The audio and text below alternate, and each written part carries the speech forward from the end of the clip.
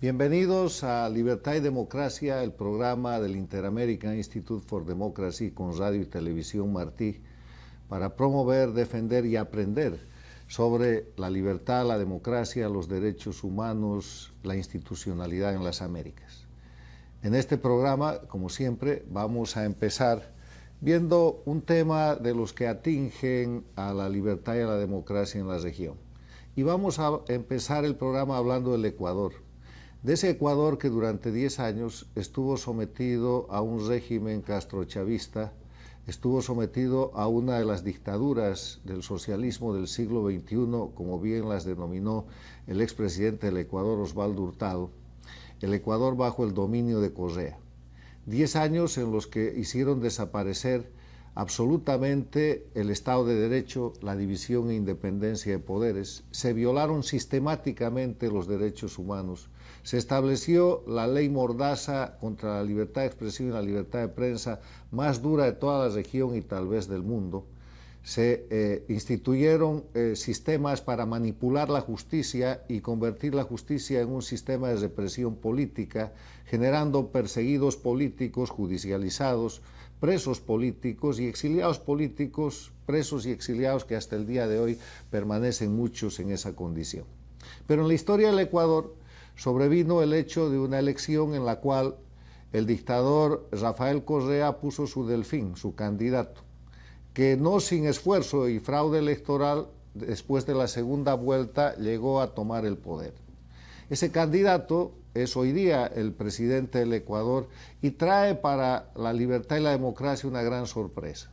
Lenín Moreno, el que en su momento fue el candidato sucesor destinado a prorrogar y a sostener las condiciones dictatoriales del régimen de Rafael Correa y de su proyecto ecuatoriano denominado Alianza País, le ha dado la sorpresa al Ecuador y al mundo porque ha renegado de las condiciones dictatoriales que había instituido su predecesor y, dando un giro de 180 grados, ha emprendido un proceso de restitución, de restauración de las libertades, la democracia, los derechos humanos y las garantías fundamentales para reponer el Estado de Derecho en Ecuador. Por eso hemos calificado a Lenín Moreno como un presidente de transición. Él está cumpliendo un mandato de 4 años y está llevando adelante voluntariamente, por sus principios y por sus planteamientos políticos, un proceso de transición de la dictadura de Correa hacia la democracia. Hay que entender el gobierno de Lenín Moreno como un gobierno de transición, y transición quiere decir el paso de una situación ilegal, arbitraria, de hecho, como la de la dictadura de Correa, a una situación de normalización en el que se establezcan y se respeten en el Ecuador las libertades fundamentales, los derechos humanos, se restituya el Estado de Derecho, la división e independencia de los poderes públicos, se garanticen elecciones libres, limpias para el próximo acto electoral, y se permita la libre asociación política y desde luego el Ecuador no tenga presos ni tenga perseguidos políticos, ni exiliados políticos, como es la característica de Cuba, de Bolivia, de Venezuela y de Nicaragua, que son los 4 países que han quedado en el grupo de las dictaduras del castrochavismo. Para entender un poco más lo que está pasando en el Ecuador, en esto que llamamos gobierno de transición de Lenín Moreno, hay que entender y recordar las barbaridades que hizo Rafael Correa, que tienen que ser objeto de juzgamiento y que tienen que ser objeto de sanción. En ese sentido, el Inter-American Institute for Democracy produjo 6 estudios de caso que fueron publicados en este libro del fondo editorial del instituto, que se llama Fallos judiciales que violan los derechos humanos en Ecuador, 6 estudios de caso. ¿Qué son los estudios de caso? Se hizo una amplia selección, primero de 50, después de 30 y después se quedó en 6 casos, que era lo que se podía trabajar, de los casos judiciales en los cuales el régimen de Rafael Correa utilizaba la justicia para violar los derechos humanos. Hay más de 100 casos, yo creo que hay más de 1000 casos de estos en el Ecuador, pero el Inter-American Institute for Democracy estudió 6. Asignó cada caso, cada expediente de cada proceso a un abogado o a dos abogados que conocían el proceso. Estableció el sistema de investigación de las universidades americanas del Blue Book y el resultado fue que llevó a un foro que se celebró en el Congreso de los Estados Unidos y llevó a traducir el mismo trabajo, los 6 estudios de caso, al inglés. Entre estos 6 estudios de caso, la regla general esclarecida, determinada y certificada por los académicos, tanto del Ecuador como de los Estados Unidos, expertos en derechos humanos, es que en el gobierno de Rafael Correa se ha utilizado la justicia como instrumento político para violar los derechos humanos. Y los casos estudiados son, primero, el Poder Judicial como herramienta de censura, el caso de un tuitero llamado Sebastián Ceballos, encarcelado por un tuit, con la justicia de Rafael Correa, justicia manipulada políticamente. El segundo caso es el Poder Judicial para reprimir la libre asociación y la protesta social de los 10 del Uluncoto, campesinos que son judicializados y que son sentenciados a penas privativas de libertad, utilizando como instrumento de represión el Poder Judicial. Tercero, el Poder Judicial para expropiar y controlar medios de comunicación, los casos de TC Televisión y Gama Visión, empresas privadas de comunicaciones que son confiscadas y apropiadas indebidamente por el gobierno de Correa y hasta ahora el gobierno del Ecuador las retiene. Y para eso persigue, criminaliza y utiliza el Poder Judicial para atacar a los dueños de esos medios de comunicación y los sataniza frente a la opinión pública, es el caso de la familia Isaías. Cuarto, el Poder Judicial para la persecución política, preso por aplaudir. El caso de Francisco Endara, que es un joven activista, un joven ecuatoriano, sentenciado primero a 8 años de cárcel y después reducida esa pena a 18 meses de cárcel por aplaudir. Sexto, el Poder Judicial contra los movimientos indígenas, el tema de la comunidad de Saraguaro, con la misma calificación, con la misma recurrencia de manipulación del Poder Judicial de parte del dictador Rafael Correa. Y sexto, el Poder Judicial para perseguir a los estudiantes, el caso del Colegio Central Técnico. Hoy día, para mostrar cuál es la diferencia entre la dictadura y la democracia y para demostrar hechos concretos de los atropellos cometidos por el dictador Rafael Correa, es que hemos invitado a una de las víctimas de estos casos de utilización y manipulación política de la justicia. Está con nosotros Francisco Endara, el condenado ecuatoriano a 8 años de cárcel por aplaudir. Bienvenido, Francisco. Muy buenos días, Carlos. Gracias por la invitación. A ver, primero dígale a la audiencia, ¿quién es Francisco Endara? Bueno, habría que dividirlo tal vez en 2 tiempos, ¿no? El momento en que Francisco Endara, bueno, en su momento hacía exposiciones, era invitado a universidades, era invitado a distintos lugares, a distintos foros, para explicar un poco de qué se trataba lo que era el socialismo del siglo XXI. Estoy hablando del año 2007 al 2010, más o menos. En donde yo mayormente exponía y criticaba mucho el modelo que Rafael Correa quería imponer en el Ecuador, que no era más que el modelo cubano, que lo llamaban simplemente socialismo del siglo XXI. Esto no era nada más que un comunismo remarketeado, renombrado, pero con las mismas características del comunismo que todos conocemos, ¿no? De que el Estado controla todo, el Estado te dice qué pensar, qué decir, qué debes estudiar, qué debes opinar, qué debes escribir, y todo bajo el control de un grupo de supuestos sabios. Entonces, en esa época, básicamente mi rol era un rol académico, digamos. Yo estaba en distintos foros, en distintos medios, pero llegó el día del 30 de septiembre del año 2010, que todos recordamos, hubo un levantamiento policial justamente por una de estas leyes abusivas que fueron hechas por Alianza País, el grupo de asambleístas de Rafael Correa. Y claro, como era una ley que quitaba derechos que habían sido adquiridos a los policías y a los militares, este grupo se levantó. Pero Correa aprovechó eso para decir que fue un golpe de Estado. En resumen, yo estuve en el canal del Estado porque aquel día, ¿qué sucedió?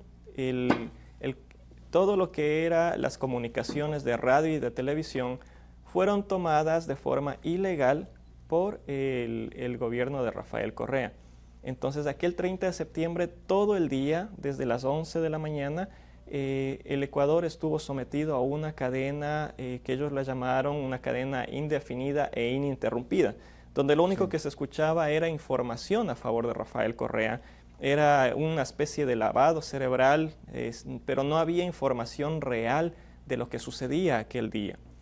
Resulta que nosotros a las 7 de la noche, un grupo de personas nos encontramos de distintos lugares de la ciudad de Quito, nos encontramos en las afueras del canal. Pero dígame, del Estado. ¿en qué consiste esto de condenado por aplaudir? El hecho concreto. A eso justamente rapidito. Bueno, nos encontramos en las afueras del Canal del Estado y ahí hubo una protesta. Resulta que de esa protesta a mí me condenaron, dijeron que yo había sido parte de un grupo que entró rompiendo las puertas del Canal del Estado. En todos los videos se observa que yo estoy simplemente presente en los exteriores del Canal del Estado, pero que en ningún momento estoy haciendo ningún acto vandálico. Resulta que ellos se inventan el proceso y me empiezan primero el proceso diciendo que yo fui autor por omisión de sabotaje y terrorismo. Posteriormente, como no había ninguna... No pueden probar eso. Es que no podían probar eso. Era algo armado. Entonces, algo cambian creado. el tipo delictivo. Cambian el tipo y la condena que me ponen es la de que como yo había aplaudido en señal de aprobación de la protesta en un determinado momento, yo era cómplice del delito de sabotaje y terrorismo y me condenaban a 20 meses de prisión. Posteriormente, esta sentencia se revisó y me condenaron finalmente a 18 meses de prisión. Pero los documentos muestran que la primera sentencia fue de 8 años. Sí, en un inicio la primera sentencia es que... Usted estaba condenado a 8 años de cárcel por el gobierno de Rafael Correa. Exacto. Después les rebajan eso a 20 meses. A 20 meses y luego a 18 meses. Finalmente ha quedado condenado a 18 meses por aplaudir. Así es. Porque aplaudir en el régimen de Correa es conspirar, es complotar. Así es. Bueno, y en esa dinámica, ¿qué hay de esa sentencia? Ahora, ¿usted está condenado? ¿Se ha quedado con la condena? ¿Usted está exiliado en los Estados Unidos desde entonces? Tiene que salir escapando. La sentencia se ejecutó a finales del año 2016. Yo tuve que salir del país porque obviamente era una condena injusta y lo que me he dedicado todo este tiempo es a exponer la condena, esta condena absurda, en distintos foros.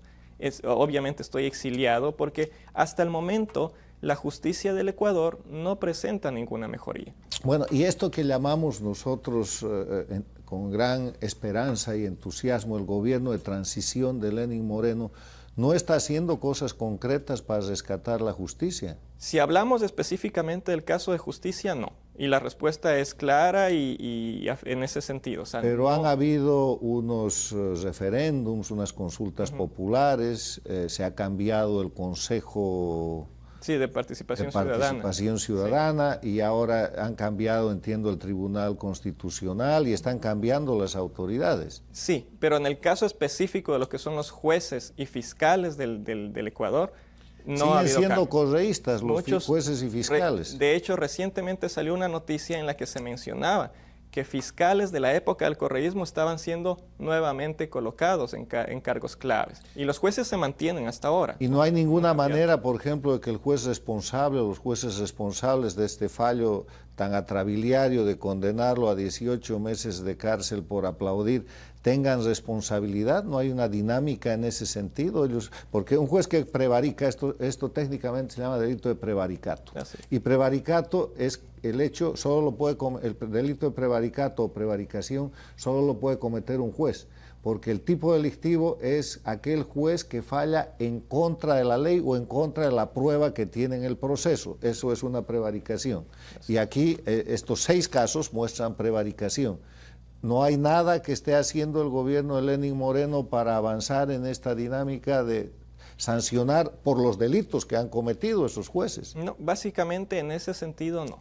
¿Y ustedes, los afectados, no pueden denunciar eso en el nuevo ámbito de recuperación de la democracia del Ecuador? Hemos tratado de denunciar, de hecho se denunció ante el nuevo Consejo de la Judicatura, sin embargo no ha habido una respuesta clara en donde se señale a los jueces y fiscales y se señale que estos jueces deben ser castigados de alguna forma. Podrían empezar por hacer una lista corta de esos jueces y fiscales, porque sus nombres no se conocen, hay que publicitarla. Ya existe, pero sin embargo no hay, de parte del Consejo de la Judicatura, que es el que maneja todo el tema de jueces y fiscales, no ha habido hasta el momento una respuesta clara. Bueno, ahí hay una tarea para hacer en el proceso de transición del gobierno del presidente Lenín Moreno, para mostrar verdaderamente un retorno a la democracia, además de restaurar las condiciones de democracia, camino que se ve públicamente que ha tomado, que es un camino difícil, obviamente, esperamos que lo logre conseguir en el término de su mandato.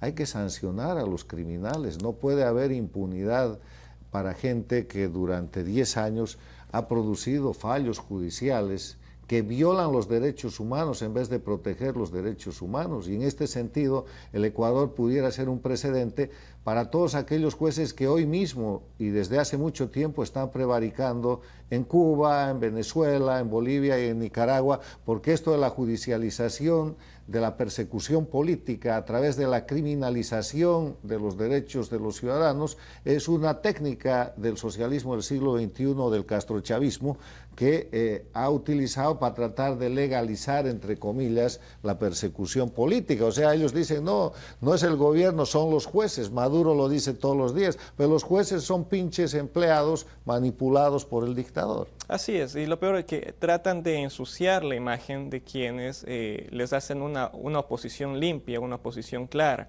con fundamentos. Entonces, claro, el problema bueno, ese es que otro elemento, Francisco, que se ha comentado mucho, que se llama asesinato de la reputación. Exactamente. Técnica castrochavista depurada en este siglo, pero practicada desde antiguo, que consiste en matar la reputación de la gente. Sí, por ejemplo, Francisco Endara es un criminal, aparece en las listas de perseguidos criminales por haber cometido delito en el Ecuador, internacionalizan eso y la gente incluso cuando se asila, cuando se protege la persecución, está amenazada por esas falacias que utilizando el poder del Estado terminan siendo una evidente arma y una eficiente arma de lo que en inglés se llama character assassination, asesinato de la reputación. ¿Usted siente que le han asesinado su reputación? Obviamente que sí, porque mi perfil era un perfil de una persona profesional que obviamente me desarrollaba en mis actividades, sin embargo yo tenía una opinión política, como debería,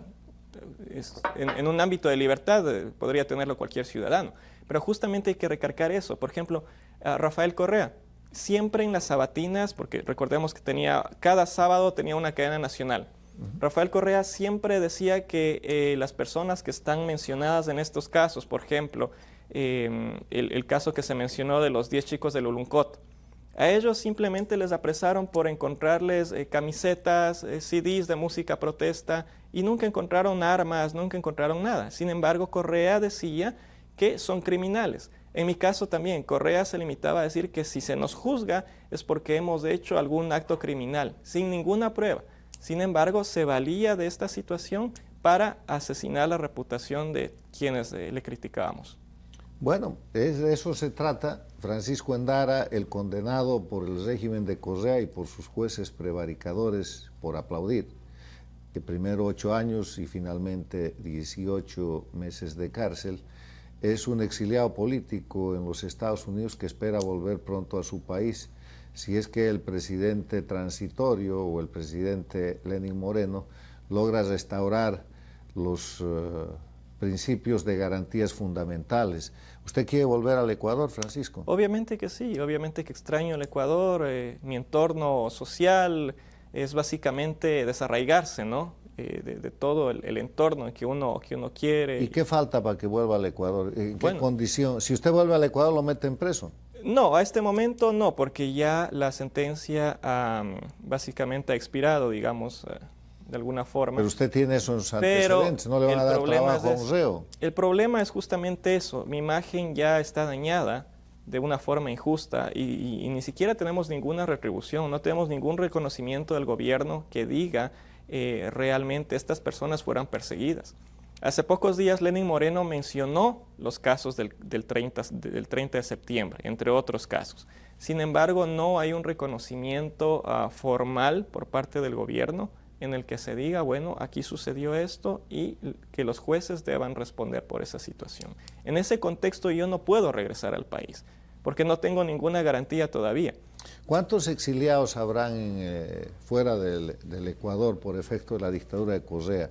Aquí en Estados Unidos conozco a varios Así es. periodistas, profesionales, empresarios ecuatorianos, gente de pueblo, pero hay también exilio ecuatoriano en otros países, en España. Así es. Hubo gente que hasta hace poco tiempo estuvo, por ejemplo, en República Checa, que bueno, ya ha retornado al país, pero otros siguen todavía en el exterior. Y no solo es el caso de los que están exilados, es el caso de las personas que todavía están presas.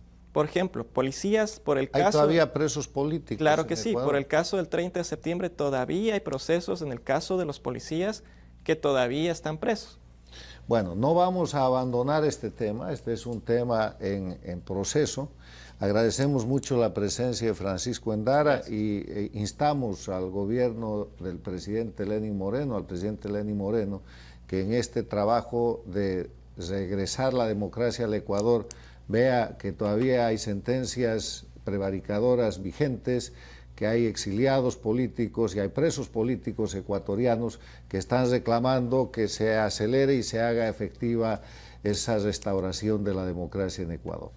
Dicho esto, vamos a irnos al tema de la semana, y el tema de esta semana está referido a la ley Helms-Burton, a la restitución que ha hecho la administración del presidente Trump de la vigencia plena de esa ley, para poder de esta manera hacer que la dictadura castrista de Cuba responda por los robos, por los crímenes y por la cantidad de delitos que viene cometiendo desde el momento mismo que tomó el poder.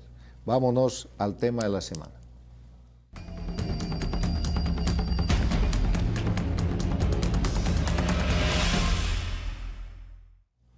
Bueno, en el tema de la semana vamos a ver al embajador Bolton, que visitó a Miami, dando una explicación de lo que es el nuevo contexto de la aplicación plena de esta ley que fue promulgada y aprobada durante el gobierno del presidente Clinton, pero que desde entonces había sido sostenida en la dinámica de que eso no se aplicaba, la recuperación de los bienes que fueron confiscados por la dictadura cubana a propietarios cubanos, hoy día ciudadanos americanos, que simplemente fueron objeto del robo de su propiedad. Lo que pasa en este tema es que las propiedades robadas son hoy día propiedad han pasado de manos del Estado, del castrismo, que usurpó esa propiedad, a manos de empresas transnacionales o empresas internacionales que han hecho inversiones allá y que manejan esas propiedades, como son hoteles y otras dependencias. Y lo que esta ley que se acaba de poner en estado de vigencia plena permite es que esas víctimas de ese robo, de esa usurpación, puedan demandar en tribunales de Estados Unidos a los actuales tenedores y detentadores de la propiedad. Esto sin duda es un avance en el camino a la justicia, y justicia es libertad y democracia. Por eso es que hemos presentado como tema de la semana el anuncio del gobierno del presidente Trump de que quienes detenten o quienes posean bienes usurpados, robados o indebidamente apropiados a ciudadanos cubanos dentro del régimen castrista de Cuba, ciudadanos que hoy día son ciudadanos americanos, pues tendrán que responder por ello ante los jueces de los Estados Unidos. Ese es el tema de la semana, y dicho esto, vamos a presentar el evento de la semana, un evento muy importante que se ha celebrado aquí en Miami, en el Inter-American Institute for Democracy, bajo el título de la Conferencia del Nuevo Pensamiento Liberal en Europa, teniendo como expositora central a Laurence Debré. ¿Les suena el apellido? Sí, Laurence es la hija de Regis Debré, aquel francés que se metió en la guerrilla del Che Guevara el año 67 en Bolivia y que cayó preso y que fue juzgado, y que después de salir de ahí se fue a Chile a asesorar al entonces presidente Allende, y que después de eso renegó de su relación con Castro, acusó acaso haberse metido en el narcotráfico con el tema del general Ochoa y hoy día repudia desde Europa el castrismo, pero no lo dice. Y su hija, que es una intelectual francesa, ha venido a dar una conferencia sobre el nuevo pensamiento liberal en Europa. Ella obviamente está lejísimos del socialismo, del comunismo y del castrismo, y veamos qué es lo que ha sido este foro tan importante para mostrar cómo las generaciones evolucionan y cómo la historia se encarga de señalar al castrismo, al comunismo, a las dictaduras como entes criminales, como organizaciones criminales que solo han traído sangre, perjuicio y violación de los derechos humanos a sus pueblos.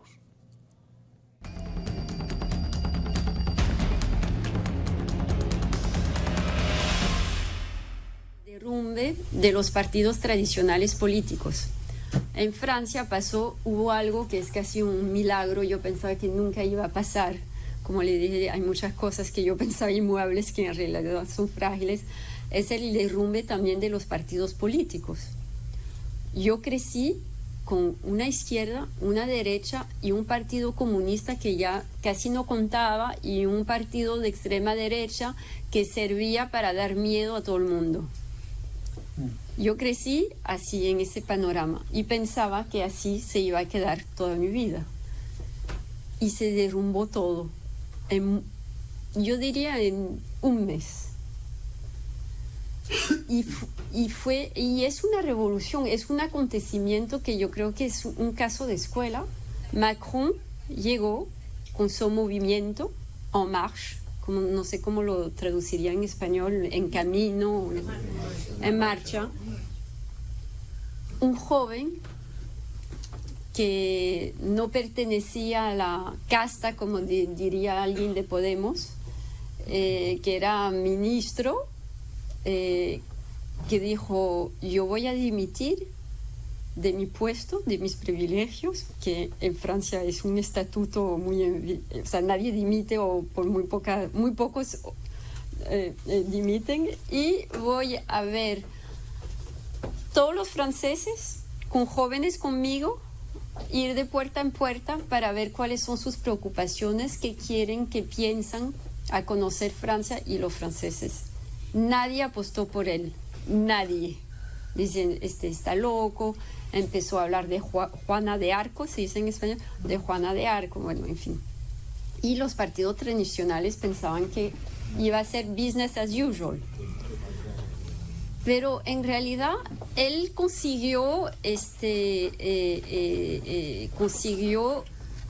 solidificar alrededor de él una energía nueva. No tenía dinero, empezó con redes sociales, hizo unos mítines muy buenos, con poco dinero, organizado de manera muy visual. Eran momentos, no diría artístico delante de Rolando Peña, pero había una obsesión de que fueran momentos lindos, ¿no?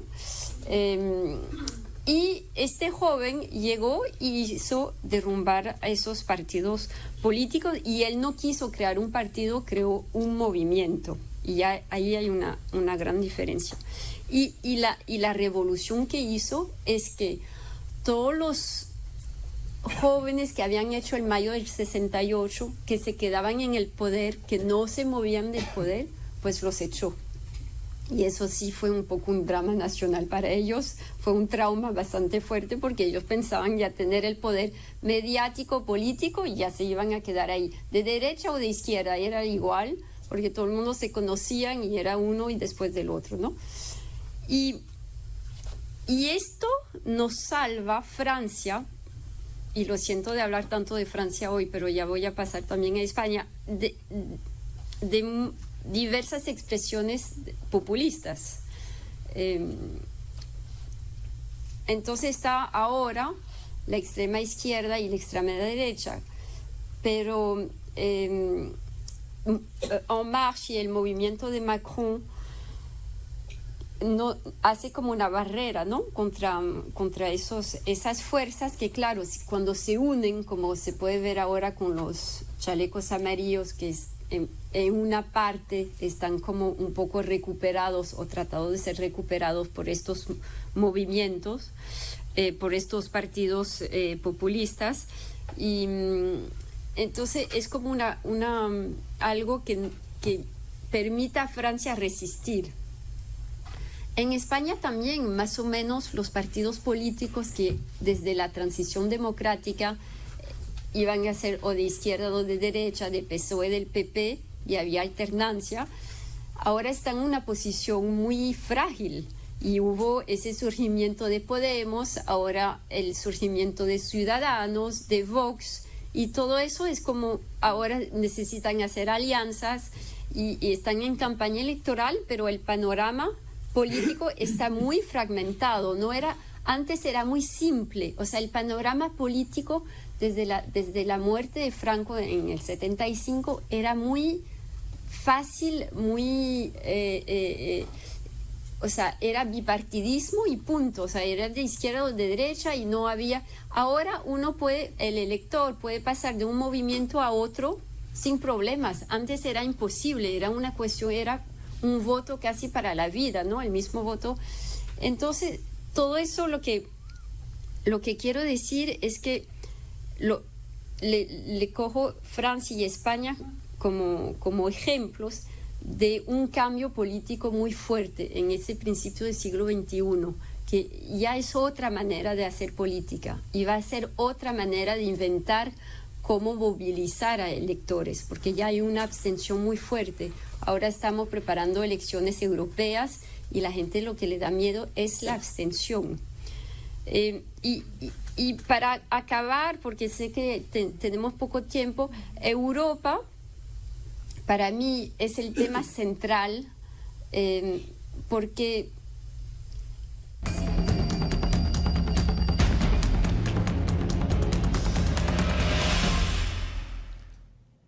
este importante foro sobre el nuevo pensamiento liberal en Europa, que, les reitero, tenía como conferencista principal a Laurence Debrey, estuvo presidido por nuestro director y consejero, el embajador Armando Valladares, pero también estuvo presente en el foro el presidente del Inter-American Institute for Democracy, don Maurice Ferré. En ese ámbito se hicieron exposiciones importantes. Hubieron exposiciones de gente joven, de gente que está en la política y que estudia el fenómeno político. Uno de los expositores que vamos a ver a continuación es Rodrigo Diamanti. Rodrigo Diamanti es un joven luchador por la democracia, es un político venezolano de nueva generación. Es una persona que pertenece al grupo del presidente Guaidó y que trabaja intensamente en Europa, concretamente en Italia, conoce la realidad europea, la realidad latinoamericana y sufre la dictadura castrochavista de Venezuela, y es un luchador, pero un luchador por la democracia con gran preparación académica y muy inteligente. Veamos lo que nos dijo Rodrigo Diamanti en el foro sobre el liberalismo en Europa.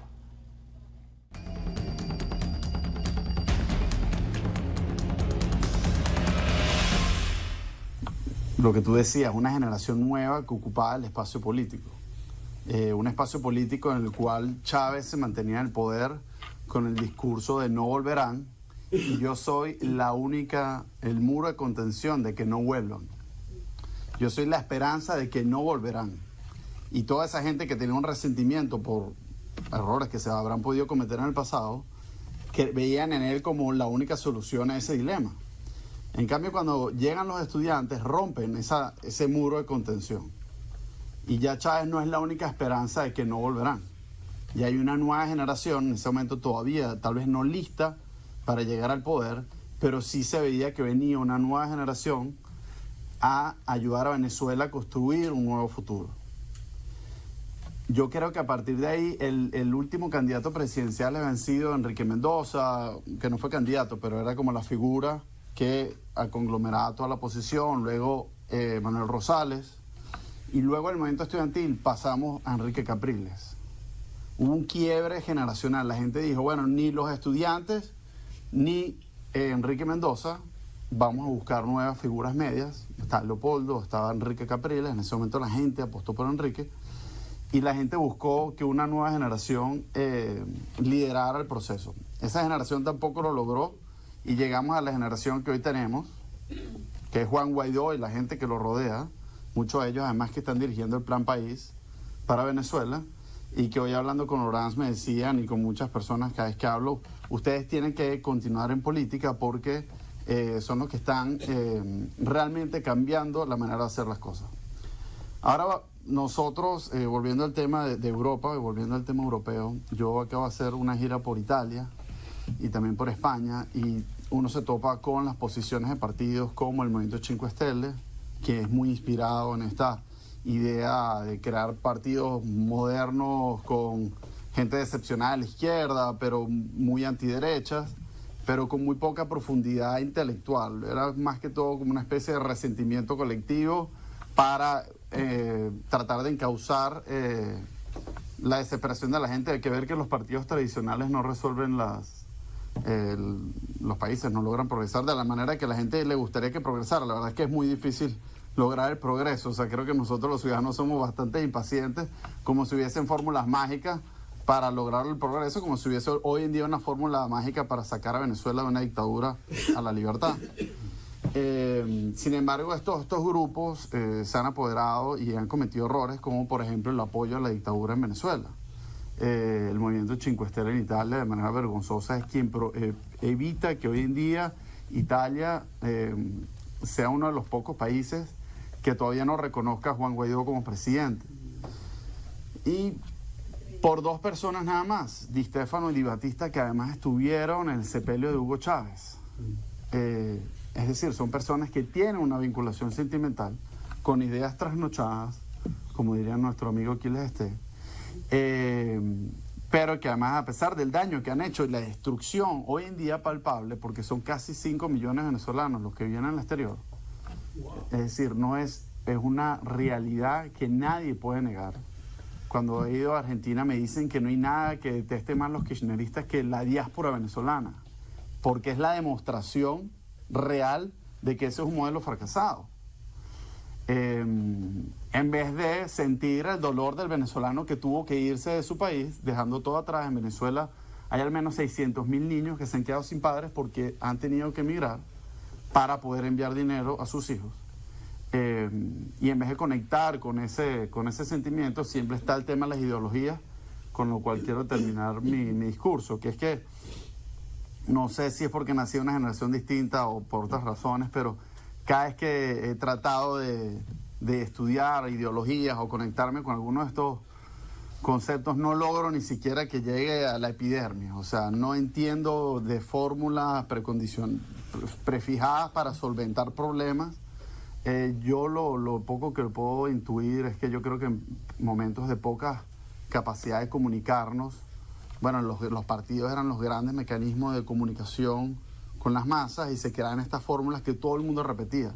Pero hoy en día, donde cada uno carga una cuenta de Twitter o una cuenta de Instagram, tiene acceso a la información, somos nosotros, cada uno, el que va creando su propia ideología o su propia manera de ver las cosas, y cada vez estas soluciones prefabricadas no convencen a la gente. Eso no significa que la gente entonces le dedique el tiempo que necesita a la política. También existe mucha superficialidad política, porque bueno, realmente entender de política requiere dedicarle un tiempo que la gente, si se dedica al día a día, no tiene.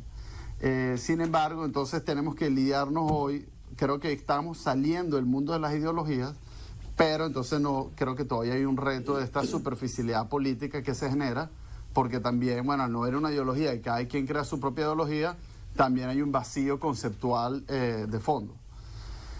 Cosa que se le suma luego la falta de coherencia con los valores, y este sí es el final de mi exposición, es que si Europa está comprometida con los valores de la democracia y la libertad, ¿cómo puede ser que hay países que todavía no estén ayudando en el proceso de que Venezuela recupere su democracia? Y no solo Venezuela, también la dictadura cubana es casi celebrada en muchos países o por grandes élites internacionales que del cual nadie se opone, incluso la dictadura en Nicaragua.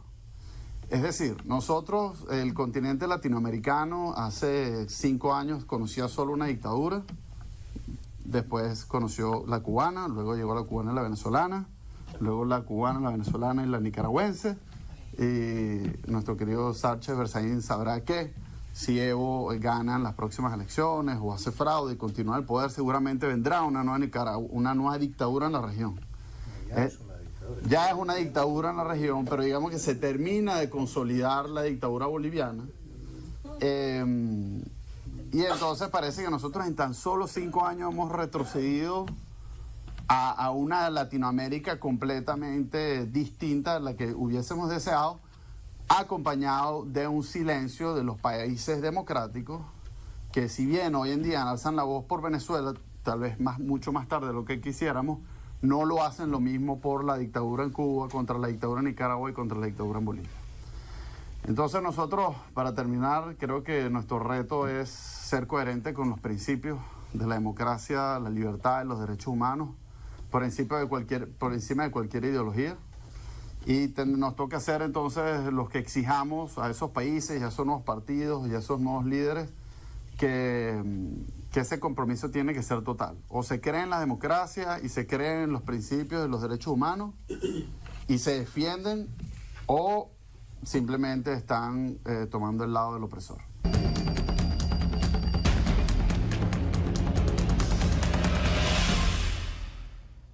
En este importante foro habrán visto ustedes que los jóvenes políticos están planteando algo de lo que se habla hace mucho tiempo, que es la desaparición de las ideologías por la irrupción de la revolución comunicacional, del cambio de tecnología.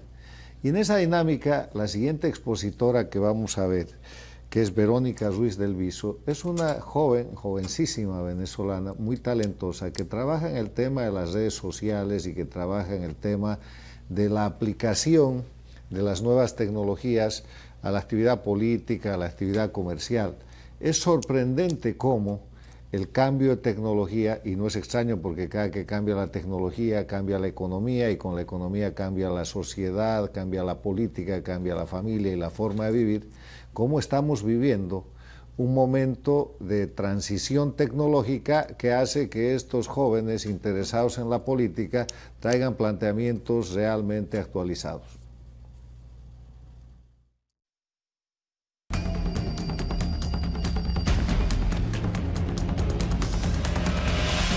De la comunicación, y entendiendo además que soy generación en Venezuela junto a Rodrigo, junto al propio presidente Juan Guaidó y un montón de personas que en el 2007 estábamos tratando en Venezuela de organizarnos, agruparnos y poder liderar un movimiento ciudadano y enfrentar incluso en elecciones a Chávez, que fueron las únicas elecciones que Chávez perdió después del cierre de RCTV.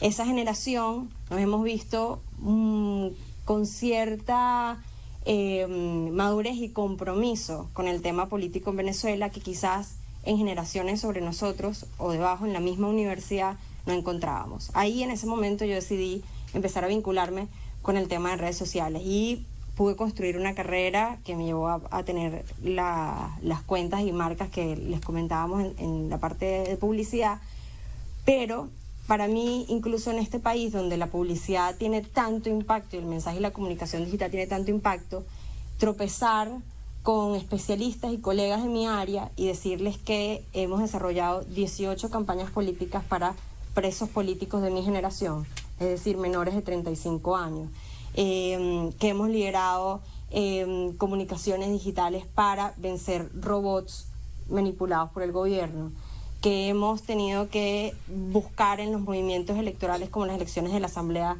Nacional en Venezuela del 2015, espacios para poder generar vía streaming, como está hoy la conferencia, un canal que pudiera explicarle a la diáspora venezolana cómo se estaban llevando las elecciones ese día, porque no había medios de comunicación que hicieran cobertura de unas elecciones nacionales.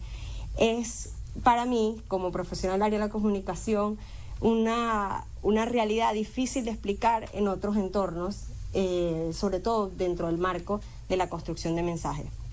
Durante todo este tiempo me he divertido con muchísimas cuentas y mensajes optimistas y dentro del mundo de las marcas, pero a la vez me ha tocado sentarme a pensar cómo afecta, por ejemplo, intervención de otros países en las democracias la llegada de mensajes o noticias falsas, manejo de bots y tendencias en Twitter. Y esas son grandes preguntas que yo creo que son parte de la construcción del pensamiento libertario hoy en día. Cuando Lorenz está hablando de lo fácil que es para los nuevos ciudadanos irse de un pensamiento ideológico a otro pensamiento ideológico, no puedo evitar pensar el impacto de lo que mi área hace. El área digital ha logrado movilizar electores o desmovilizarlos.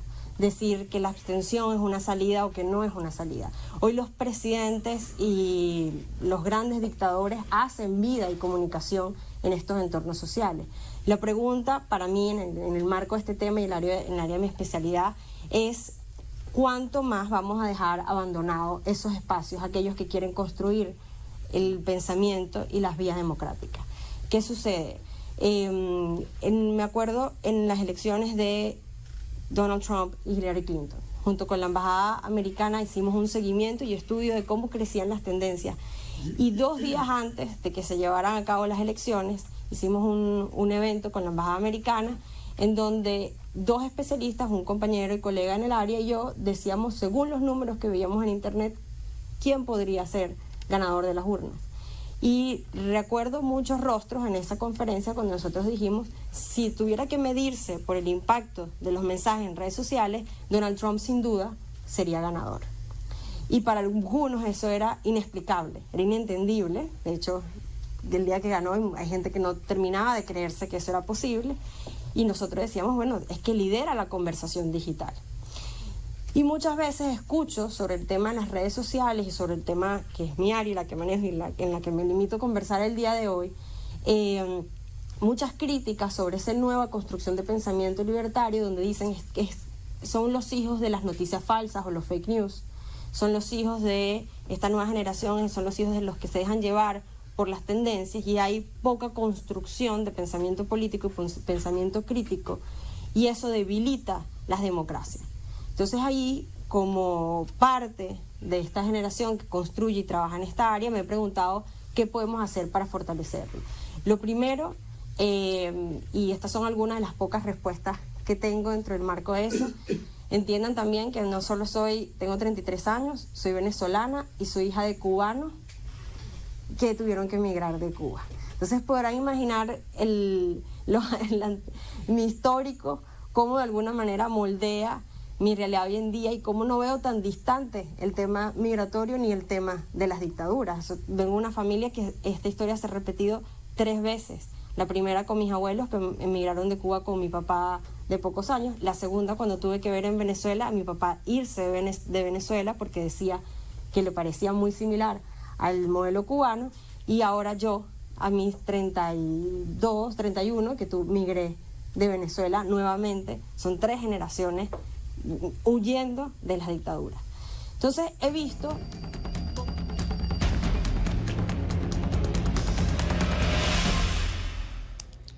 extraordinario evento en el cual hemos podido ver a los jóvenes plantear y demostrar, hablando de política y manejando las nuevas técnicas, desde un país oprimido como es Venezuela, sometido a una crisis humanitaria por el castrismo, por el castrochavismo, en proyección a lo que es Europa, que es un continente con países del primer mundo, pero con conflictos políticos también, pero en el marco de la democracia. Lo que nos deja esta conferencia y las brillantes participaciones que allí se han hecho es el mensaje de que la tecnología, más la juventud, más la valentía de los pueblos, van a terminar por derrotar muy pronto y por extinguir a las dictaduras de delincuencia organizada. Estos jóvenes valientes que representan la energía de sus pueblos, ya sea en sus países, en Venezuela, en Cuba, en Nicaragua, en Bolivia o en el exilio, como sucede con los 2 jóvenes venezolanos que acabamos de ver, están recurriendo a los mecanismos que brinda la revolución tecnológica de las comunicaciones, que prácticamente liquida la posibilidad de que las dictaduras de Cuba, de Venezuela, de Bolivia y Nicaragua mantengan el arma más eficiente que tenían, que era el secretismo para la opresión. Lo he dicho en anteriores programas y lo reitero hoy día. La dictadura castrista de Cuba seguramente no hubiera durado los 60 años que ya lleva si a partir del año 1959 o 60, en tiempo real, con estos maravillosos instrumentos de la revolución tecnológica, el mundo hubiera podido conocer los fusilamientos, las violaciones a derechos humanos, los encarcelamientos masivos, las torturas que Fidel Castro y su grupo de criminales, entre los que cuenta el Che Guevara, llevaban adelante. Porque en ese tiempo se tardaba mucho tiempo en conocer la noticia. Además había total control de la libertad de prensa en Cuba y la mentira permanente del régimen de presentar sus acciones criminales como si fueran hechos revolucionarios. Pero ahí vamos y aquí para avanzar con nuestro programa, ya en la parte final vamos a presentar Hechos de Dictadura con nuestra periodista y directora María Fernanda Egas. ¿Qué tenemos para Hechos de Dictadura esta semana, María Fernanda? ¿Cómo está, Carlos? Sí, tenemos en esta sección el descubrimiento de que, y de acuerdo a la denuncia del presidente del Ecuador, Lenín Moreno, que en la embajada de Ecuador en Londres funcionaba un centro de espionaje y desestabilización mundial. Recordemos que en el año 2012, cuando se le concedió el asilo a Julian Assange durante el gobierno de Rafael Correa en Ecuador, Assange tenía un programa en Russia Today que se llamaba The World Tomorrow. Y mientras se estaba haciendo este programa, ya se estaba gestionando el asilo de él y reformas en la embajada del Ecuador en Londres. La acusación de Lenín Moreno viene a raíz de que él le ha retirado el asilo el 11 de abril del presente año y también han procedido al trámite de retiro de la nacionalidad que se le concedió en diciembre del año pasado. A ver, hay varios temas sobre la mesa. Primero, tema como hecho de dictadura, la revelación hecha por el presidente del Ecuador de que Julian Assange con Rafael Correa habían montado un centro de espionaje y desestabilización en Londres, en la embajada del Ecuador en Londres. Así es. Hablemos de ese tema porque es gravísimo. Así es. Ese es un tema que afecta a toda la democracia mundial, empezando en Estados Unidos y terminando en países controlados por las dictaduras. ¿Qué prueba hay de este tema de que Correa y Assange han montado en la embajada ecuatoriana en Londres un centro de espionaje y desestabilización? Bueno, hay muchas pruebas. En primer lugar, las propias denuncias que hizo en el año 2016 la ex candidata presidencial por el Partido Demócrata Hillary Clinton por la revelación de 30.000 emails por parte de Wikileaks que afectaron su campaña de acuerdo a su propio pronunciamiento.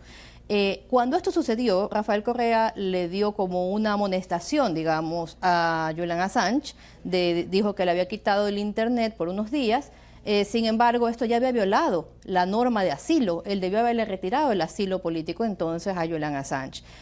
Hay muchas más pruebas por las visitas y los actos que cometió Julian Assange desde la embajada, porque tuvo visitas como el precursor del Brexit, Nigel Farage, tuvo visitas de un ministro de Relaciones Exteriores de Bolivia, tuvo visitas de funcionarios de izquierda de Paraguay, de Venezuela. Bueno, pero esto no es ni izquierda ni derecha, son hechos criminales. También. Que desde una embajada en Londres se lleve adelante un centro de espionaje y desestabilización, eso es crimen organizado. Bueno, hay que considerar que previamente ya tanto para los funcionarios de inteligencia ya como para hoy en día el fiscal Robert Mueller, Wikileaks es una agencia del Kremlin. Entonces, considerando esto, si nos remontamos a la cantidad de pruebas que han sido exhibidas de que el gobierno de Rafael Correa gastó dinero tanto en la adecuación de la embajada, en vigilancia, porque él luego estuvo supervisando las acciones de Assange, ya ha gastado más de $6 millones. La ha financiado esta estadía de Julian Assange, vocero principal y figura y creador de Wikileaks, desde donde también se ha acusado que ha desestabilizado el proceso de referéndum por la consulta de la independencia de Cataluña. Hay pruebas también suficientes de que los principales organizadores del referéndum pro-independentismo de Cataluña estuvieron en la embajada. O sea, era un desfile de desestabilizadores que han logrado realmente tener efectos importantes en el panorama geopolítico mundial. Bueno, el Ecuador ya sacó de su embajada a Assange y está bajo control de las autoridades de Gran Bretaña, en Londres, pero ¿qué hace el gobierno del Ecuador respecto a Rafael Correa? Supongo que esto trae consigo un conjunto de responsabilidades, no supongo, sino trae consigo responsabilidades, pero lo que sí supongo es que el gobierno de Lenín Moreno procesará a Correa, porque esto es una cosa muy seria. Bueno, habiendo las evidencias de uso de fondos públicos tanto en la supervisión como en la adecuación y como en el mantenimiento de este asilado que nos ha costado por 7 años a los ecuatorianos de manera inconsulta, y realmente alguien que no ha merecido el asilo político porque la manera como actuó en la embajada realmente de una forma denostable. Realmente no solamente perpetró actos contra los sistemas informáticos también de la propia embajada, sino que también se comportó de una manera deleznable. Bueno, ese es un hecho de dictadura, pero de un hecho de dictadura nace otro que se mencionaba aquí, que tú mencionabas, y es que le dieron a Assange la nacionalidad ecuatoriana. ¿Qué fue eso? Bueno, ¿cómo le pueden dar a un asilado nacionalidad? Bueno, de acuerdo a los datos que existen, era un plan bajo la manga, y se la van a retirar, pero en el momento en que se la dieron, no consideraron ninguna de las causales para recibir esta nacionalidad. Bueno, yo creo que lo que pasa también dentro del gobierno del presidente Moreno es que hay mucho correísta en el sistema y sigue la actuación para proteger al crimen organizado. Es esa la impresión, porque esto fue en el gobierno de Moreno, sí, con la canciller María Fernanda Espinosa, quien hoy se desempeña como presidenta de la Asamblea General de las Naciones Unidas, acaba este año su función. Ella es la que realiza realmente este trámite y no da explicaciones. Sin embargo, va a juicio político esta semana. Bueno, ahí están, gracias María Fernanda, ahí están los hechos de dictadura para que la gente los piense, los analice y los denuncie. Gracias y hasta el próximo programa con Libertad y Democracia.